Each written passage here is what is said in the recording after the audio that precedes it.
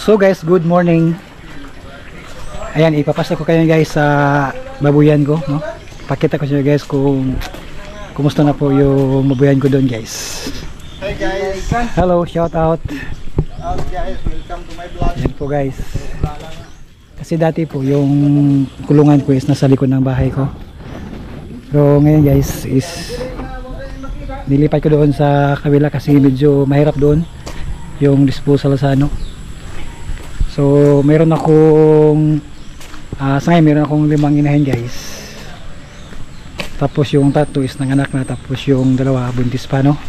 So mamaya ipapakita ko sa inyo yung ano ko, yung kulungan ko. Kasi dati hindi po ako nag-improve ng ano, yung dating kulungan ko. Hindi ko po ini-improve yung ano. So ngayon medyo gumanda na yung ano guys. Ayan, dito tayo dadaan. Malapit lang sa ano, sa tabing ilog yung ano, yung kulungan ko. Kaya lang medyo maputik siya pag tag-ulan. Ayan, so dito tayo dadaan guys. Ito yung entrance ng ano ko, babuyan.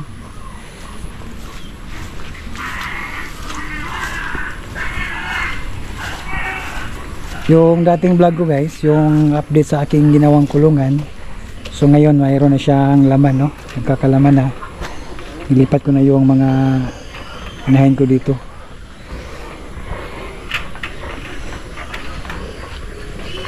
Medyo maingay na. Kasi ano, malalaki na sila at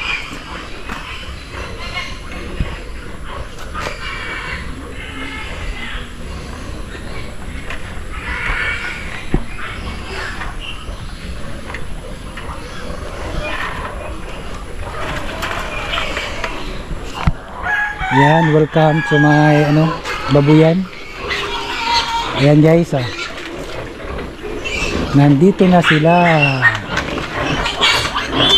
Ayan, so 3 po yung nanganak ko ngayon, at ito yung ano, ito yung unang nanganak. Bali isang araw lang yung pagitan dito. So mga isang buwan sa ngayong 9, tapos dito ngayong 10, no? Yung isang buwan niya. At dito guys, merong 11 na piglets, mga malalaki na. Tapos dito merong 13, pero namatay yung isa. 12 na lang guys. Dito naman meron ditong 12 din. Yan. So nagpadidi na sila.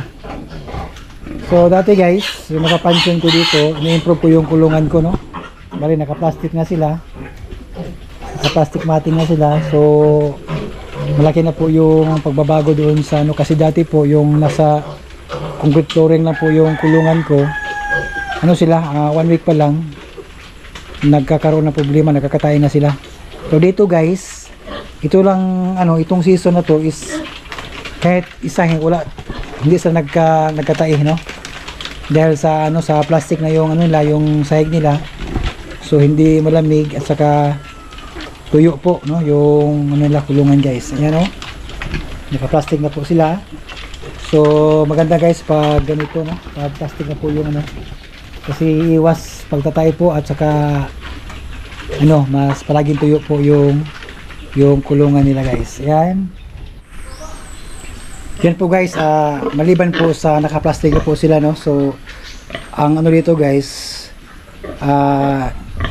ano, mali tinataas ko, no, elevated yung ano nila guys. Yan po, nakaano po sila sa ilalim, may halo po. Yan, so para yung ihi nila at saka ano, yung mga dumi nila guys, yan, mahulog lang doon sa ano, sa ilalim. So dito dali na po ang paglinis dito kasi nagana ng car wash, no. So yan, diretso na yan sa ano, sa exit, no, ng tubig. Ayan po, kaya po ang malaki po ang ano, malaki po ang nagiging resulta, no, sa ganito na pamamaraan guys. Kasi kahit minsan hindi po ako nakaano, kahit isang week dito hindi po sila nagtatay. Kahit sa kasagsagan ng ulan, kasi pinanganak ka ng December 19, 9. Grabe ang ulan guys, pero hindi pa ako naglalagay ng brooder, no. So So sa awa ng Panginoon, kahit isa ay hindi po sila nagtatay. Ayan. Hello. Kumusta na po kayo? Yan guys, oh. Ayan. So halo po yan sila guys, sa lalim, no?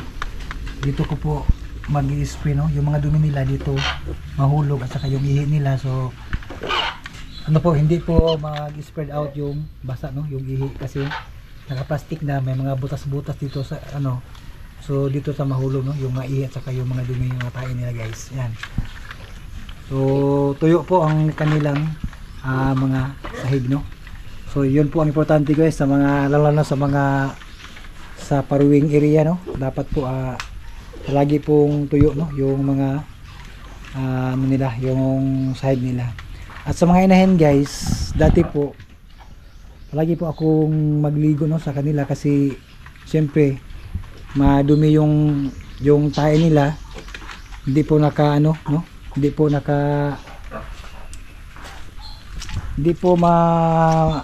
wala, no? Bali ibig sabihin ko po dito po, pag halimbawa pag nagtae sila, pag hindi mo makuha kagad yung tae, pag ano nila maipit, mahulog lang, no? Mahulog sila lalim. Hindi po tulad sa yung simento dati na yung pag mahigaan nila, yan buong ano nila katawan. Pati na mga biik, mapuruhan din ng ano, yung dumi ng inahin. So dito guys, bihira lang ako nagligo ng mga inahin dito, no? Bali mula ng pagkaano, 3 beses na ako nakapagligo ng mga inahin dito guys. Yan, at saka napapansin ko guys, mas okay naman, no? Kasi ventilated at hindi po sila nainitan. Yan. At dito meron akong dalawa dito na buntis pa, no? Sa susunod na buwan, February, yun po yung schedule na mga anak sila guys. Ayan. So ito yung mga buntis ko.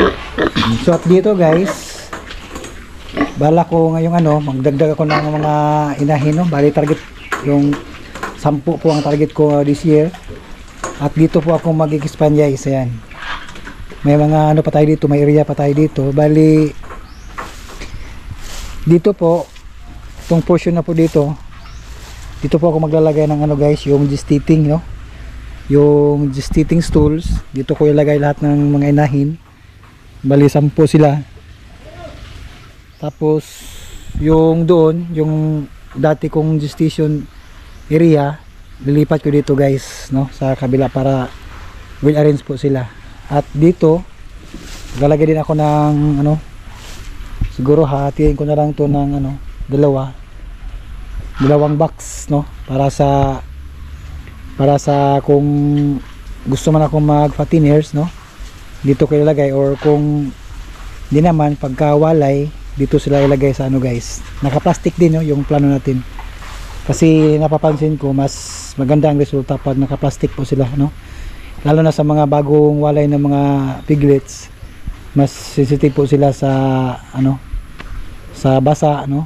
So dapat po palaging tuyo po yung ulungan, at yan, para iwas problema po sa mga biik. Ayan.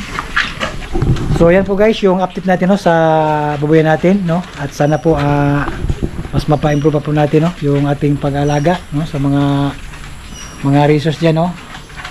Yan, so sana po mas ano pa natin yung ano, pag-alaga ng baboy, mas ma-improve natin at mas marami pang mapadami natin guys. Alright, thank you.